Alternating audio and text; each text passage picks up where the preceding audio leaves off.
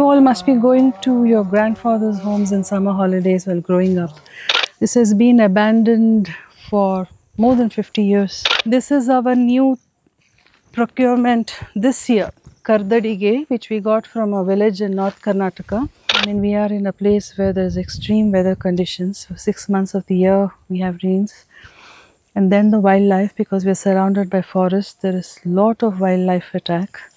So there was a time one learns that there were about 80,000 varieties of paddy seeds in the country, and in the last 30-40 years we've come down to 1,000. I am Seema, also known as Somala, and this has been my dream for quite some time. I mean, you all must be going to your grandfather's homes in summer holidays while growing up, and you would see those the paddy fields, the rural lifestyle, rooted in tradition, and that has always been my thing, that I would like to do something like that.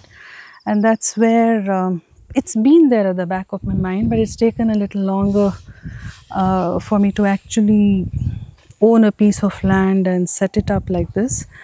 As I said earlier, this is running parallel to my spiritual journey. Being an architect and a painter, I also design clothes and I write, but this is what is the foundation for all those creative expressions to come about. So this foundation of being very, very closely connected to the soil, to the forest around, which actually teaches us whole lot of things, and with this as the base, a man can we can give outlet to all our creative expressions.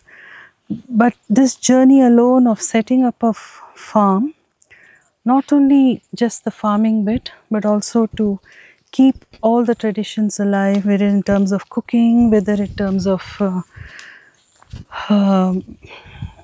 how the buildings are built, what kind of clothes we wear here. Everything is rooted in how we would have done. I would say it's back to the roots, because it's a meager attempt to people who come and visit. I mean, this is something that we like to live like this, and we are hoping that the people who come and visit me, it becomes a catalyst for them to make the small changes in life, to live a life that is more ordained or aligned to nature. If you notice, this is our fields we were talking about.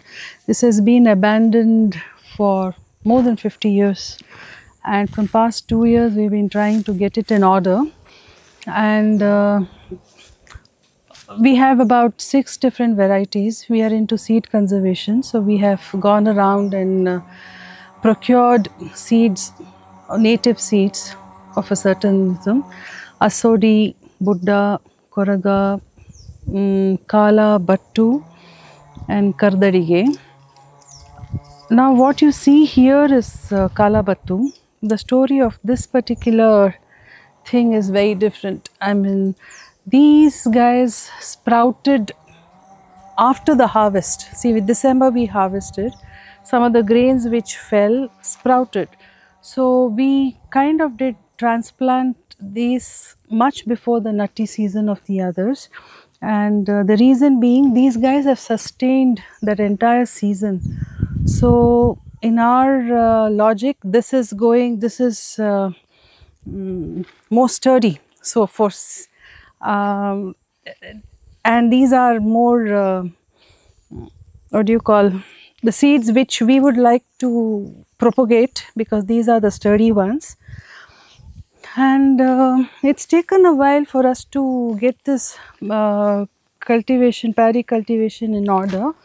But you see, the Buddha variety had come excellent last season, but this season it's the same place and same our own seeds, but it's decided not to, it's not come out so well. This is our new procurement this year, Kardadige, which we got from a village in North Karnataka. And this seems to be a short-term crop because it's already started sprouting, whereas the others are all 5.5 to 6 months crop. So there was a time one learns that there were about 80,000 varieties of paddy seeds in the country, and in the last 30-40 years we have come down to 1,000, and that talks a lot about the biodiversity.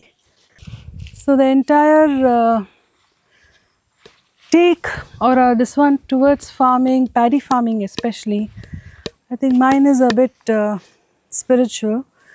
I'm an architect, trained architect and an artist, but the spiritual longing to understand what our connect with nature is, or how we are really just a part of nature. See, all these are nice words which we can read, everybody knows about it, but experientially to understand how we are all connected, that's when you take a call to come and stay in nature.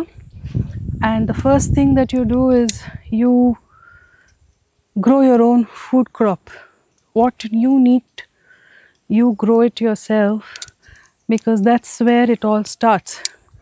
You know there's going to be food shortage in the coming years, and the one who grows his own food is the king. So that's the least we can do. And when you decide to do farming, the easier way out would be somewhere around the city where I stay, and easy to manage, and weather-wise, everything else is easier. But we chose to come to a place here just because of it's surrounded by the biodiverse forest here. And to farm in a forest ecosystem, we knew was challenging, but that is where it will bring you down to your knees, and I guess that's where all the learning is. So one is the weather. I mean, we are in a place where there's extreme weather conditions. For 6 months of the year we have rains.